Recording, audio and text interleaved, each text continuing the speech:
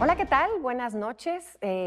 Bienvenidos a este programa donde abordaremos genialidades de aquellos hombres y mujeres que han dado rostro a la historia, personajes, vidas con esa genialidad que nos acostumbra. Me acompaña, como siempre, mi querido Gerardo Laveaga, y en esta ocasión hablar de un personaje, de una mujer emblemática, importantísima, casi una piedra fundacional de un Estado moderno como es el español, en Isabel la Católica, Isabel I de Castilla, una de las mujeres más importantes de la historia universal y, por supuesto, de la historia de España. Una mujer, Isabel, que llena el siglo XV, la segunda mitad del siglo XV, y que unifica España, porque España no existía como hoy la conocemos. Era Castilla, Aragón, Navarra, un montón de reinos, Granada, algunos reinos estaban en posesión de los árabes, en fin. Y la señora, con una energía descomunal. Sí. Yo creo que dos características definen a Isabel de Castilla. Su gran fe católica, la convicción absoluta de que solo hay un Dios y que ese Dios tiene a un representante que es Jesús, y su ambición. Era de una ambición desmesurada. Juntó estas dos virtudes, estas dos características, y se convirtió en la reina más poderosa de Europa de su época. Impresionante. Nace en 1451, no se esperaba que reinara, puesto que tenía un medio hermano, que finalmente es el que hereda del padre ese trono de Castilla, de Juan II, pero ella a los 17 años, que estuvo separada, digamos, de la corte mucho tiempo, precisamente porque el padre la protege para que no estuviera en las intrigas de palacio. No se esperaba que ella reinara. Y sin embargo, el hermano, este personaje tremendo que pasó a la historia como Enrique el Impotente, tuvo una hija, la Beltraneja, pero es que podríamos hablar tanto tiempo pero de solo hay que decir una cosa. Espera, resulta que a los 17 años, Isabel es convocada, es reina. Ella será la reina de ese maravilloso y además potente estado, bueno, no estado, estaba en ciernes, pero de Castilla. Me parece increíble que fuera con esa fuerza y esa determinación de la que tú hablas, Gerardo, a los 17 años. Maquiavelo, que fue contemporáneo de la reina, decía que la historia se hace de talento y fortuna. Sí. Si esta mujer no hubiera sido tan ambiciosa, yo creería que fue la fortuna. Toda la gente que le estorbaba en el camino se fue muriendo repentinamente. Se murió, en efecto, su hermano Alfonso, hermano de sangre. Y su medio hermano, Enrique IV, dice, bueno, muerto este, va a ir mi hija, Juana. Pero ella se inventa una historia y dice, no, es que esta hija no es, voy yo, elimina a su hermano, elimina al otro hermano, elimina a sus sobrinos. O sea, toda la gente que le estorba la va haciendo a un lado. Pero la gente dice, no, tuvo buena suerte. Si hubiera sido otra persona, yo diría, qué buena suerte tuvo, mira, todos se fueron muriendo, desapareciendo. Yo creo que ella los eliminó. Ella estaba convencida de que para llegar a hacer la obra que necesitaba, era fundamental ser reina de Castilla y luego de todas las provincias que hablaban español o que estaban alrededor de ella. Quiso ser dueña de todo lo que hoy es España y te puedo decir casi de todo lo que hoy es Europa, pero ahí sí le falló la fortuna. Ella y un grupo del cual se rodea, porque hay que situarnos en lo que estaba sucediendo en esa España del siglo, como bien dices, a finales de ese siglo XV.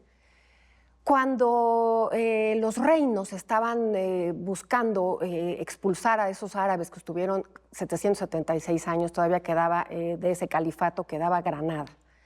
Era muy importante para ella, sí, la religión, absolutamente. Era una mujer piadosa, era una mujer que encontraba en la religión la forma de vida en todos los sentidos, en lo privado y en lo público. Y fue también víctima, todos eran víctimas. Alguna vez yo he pensado que estar en una corte o ser rey es ganarse una maldición. Las intrigas, lo que te iba era la vida de tus hijos, la vida de todo mundo. Y esa fortaleza de la que hablas con Isabel la supo hacer como una verdadera política, es una verdadera estadista. Porque justo, no es que sea la suerte, pero se rodea de las personas que le convenían para esa función que iba a realizar. Y una de esas personas convenientes es Fernando. Fernando, el esposo, que también era un reino importante, Aragón, para ella era una pieza importante. Y su confesor, ese arzobispo de Toledo, porque no hay que olvidar que la religión, la iglesia, esas instituciones que estaban también sumamente metidas y arraigadas en esa España, saliendo del medioevo, pues harán que estos dos jóvenes, que estos dos monarcas le den el rostro de la modernidad a España. Lo que hace Isabel y Fernando es sacar a España de la Edad Media para situarla en la Edad Moderna. No se explica Isabel sin Fernando. Y no se explica Fernando sin Isabel. De acuerdo. El Papa Alejandro VI, el Papa Borja, contemporáneo suyo y español, además digo, los nombra los reyes católicos, porque son los grandes defensores del catolicismo. Pero Isabel era una mujer de un fanatismo, hay que decirlo, de miedo. Isabel expulsa a los árabes, expulsa a los judíos, ataca y aplasta a todos los que no van con su religión. Fue modelo de intolerancia. Pero ella misma, con su confesor, tuvo varios confesores. Quizá el más famoso fue Hernando de Talavera.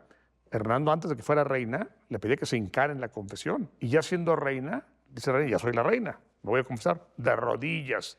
Soy la reina de Castilla, de rodillas. Aquí estás frente a Dios.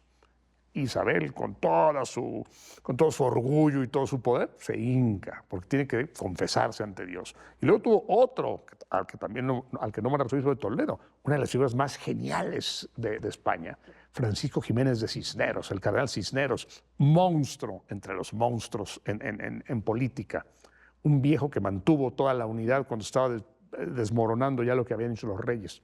Pero sí creo que su principal rasgo es ese fanatismo religioso. La hizo traer a la Inquisición. Mira, restablece la Inquisición para controlar a todos los que no piensen como ella. No trato de hacer una biografía almibarada ni ponerla como una heroína, pero trato de entender el proceso en el cual ella estaba viviendo. Esa palabra fanatismo y esa palabra de intolerancia me suenan muy del presente. Lo que ella hace en ese estado, que además era lo que justo necesitaba y buscaban todos esos estados que se iban a convertir en naciones modernas. La unidad, para ella la unidad de creencia era eso que iba a dar la cohesión de todos esos reinos. Le parecía importantísimo y claro, desde su punto de vista ahora nos parece intolerante porque cada quien que tenga la religión que quiera, pero es impensable unir una España con cada uno con su religión. Lo habían hecho durante siglos, pero para ella era muy importante la unidad de fe, un ejército y además desde el tema cristiano. Hay que entender esa época, cristiano católico. La única religión que puede tener este imperio, bueno, este reino, es la católica y te doy la opción de convertirte, porque no es esa intolerancia de decir, como tú no eres de mi religión, te mato y entonces ya. Lo que se buscaba era ese convertimiento para lograr una población homogénea, una unidad, una nación que tuviera ese valor como fundamento. Y ese fue el andamiaje que imponen ella y Fernando.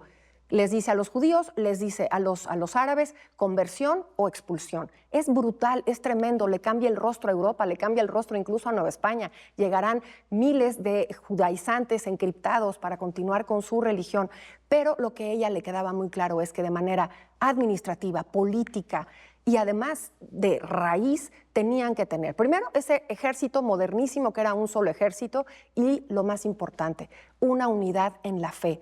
Eso fue el andamiaje y eso fue la fundación de ese Estado que además te voy a decir, Gerardo, es el fundamento de ese imperio español que a partir del siglo XVI será el que le da el rostro al mundo entero. Hablas de un solo ejército, pero no solo era un solo ejército, era una sola policía, una sola moneda. Cuando ella llega hay 150 monedas y señores, vamos a reducirla. No logró una sola, pero logró 5. Sí. O sea, una sola moneda, una centralización. Y una reina y un rey, punto. Y con Fernando pactaron. Yo puedo dar órdenes en Aragón y tú en Castilla, pero yo soy la que va a decidir quién hereda Castilla. Castilla es mía, no tuya. Claro. Es una mujer de un gran autoritarismo. Sí. En ese momento, por supuesto, se justifica. Le quitó a todos los nobles sus prerrogativas, sus castillos. Yo se los voy a dar, lo que yo quiera que tengan, según contribuyan, según ayuden, según me fortalezcan a mí. Y muchos nobles la odiaban y muchos nobles no la querían. Pero ella tiene, que lo dijiste hace un rato, colaboradores. El gran capitán, por ejemplo, Fernández de Córdoba, que es el más grande militar que ha tenido España, está a sus órdenes. Dicen que fueron amantes incluso. Está a sus órdenes. Digo, se justifica porque Fernando le tenía unos celos enfermizos a Fernández de Córdoba. Y bueno, la verdad es que ella centraliza, pero la religión es la única religión. Y esto es lo que la va a llevar a financiar a Colón, para que Colón se lance a descubrir unas tierras, pero no por el descubrimiento. Hay que llevar la palabra de Dios a todas las latitudes. Y eso es una cosa modernísima, justo porque lo que hace es decirle a Fernando, que además hay una parte muy alivarada de esta historia, que si estaban enamoradísimos o no. Hubo grandes relatos de sus contemporáneos que fueron de esos pocos matrimonios en la nobleza por amor. Pero eso no hace que como mujer, primero no le cede un ápice de poder, lo comparten. Y es una cosa súper moderna. Y en este tema de financiar estas aventuras, se estaba abriendo el mundo, era inminente que lo tenían que hacer. Fernando no está tan convencido y sin embargo ella tenía esa visión por justamente conquistar almas. Cuando hablamos de Isabel, hablan también muchas leyendas negras, de que si era una mujer tremenda, una mujer que la Inquisición, de que quemaba gente y asesinaba gente. Hay una parte que hay que entender y lo podemos ver en su testamento y lo podemos ver hacia allá al final de su vida. Ella muere en 1504, pero en 1495 se encuentran ya con el nuevo continente. Que no saben qué es nuevo continente. Exacto, con estas poblaciones, estos indígenas, y lo primero que va a decir es cuestionar no nada más las nuevas vidas y esas nuevas almas, cómo serían tratados desde la iglesia, sino hace públicamente por qué la esclavitud, y le pregunta justamente a la Iglesia Católica cuál es su posición y cuál es su postura. Y a partir de 1500 dice toda aquella población, bueno, nada más lejos de lo que sucedió, toda aquella población indígena no deberá de ser violentada, ni esclavizada, ni quitarle sus tierras. Eso habla de una mujer sensible, una mujer que sí lleva esa religión y esa vida cristiana. Obvio, en la corte no la querían, porque lo que hace justo también en el testamento es decirle a sus hijos, que además su hija fue reina, Juana, y en fin, todo su linaje. Hagan pequeña esa corte, no tengan tantos funcionarios. Una mujer que sabía que centralizar el poder y reunirlo en pocos iba a garantizar esa monarquía que después fue brillantísima. Y le salió muy bien la unificación de España. Lo que no le salió bien fue a sus 4 hijos los casó con distintas familias. Unos se murieron, unos se enviudaron. Y la que quedaba, Juana, no lo previó. Raro en una mujer tan inteligente. No previó que su hija estaba enamoradísima de Felipe el Hermoso y le cedió todo. Y yo quiero gobernar, que gobierne Pero Felipe. Se mete el padre, y Felipe jala Gerardo. todo para Alemania, todo para los Habsburgo. Y cuando tenga a su hijo Carlos, el hijo de Juana, nieto de Isabel, todo lo va a canonizar para el Imperio de Habsburgo, para ser el emperador. Claro, Carlos I de España, quinto de Alemania. Eso no lo previó Isabel. No, pero lo que vivían tanto Juana como Isabel era esta predominación de, a ver, la ley sálica estaba en casi todos los reinos, incluso en Aragón.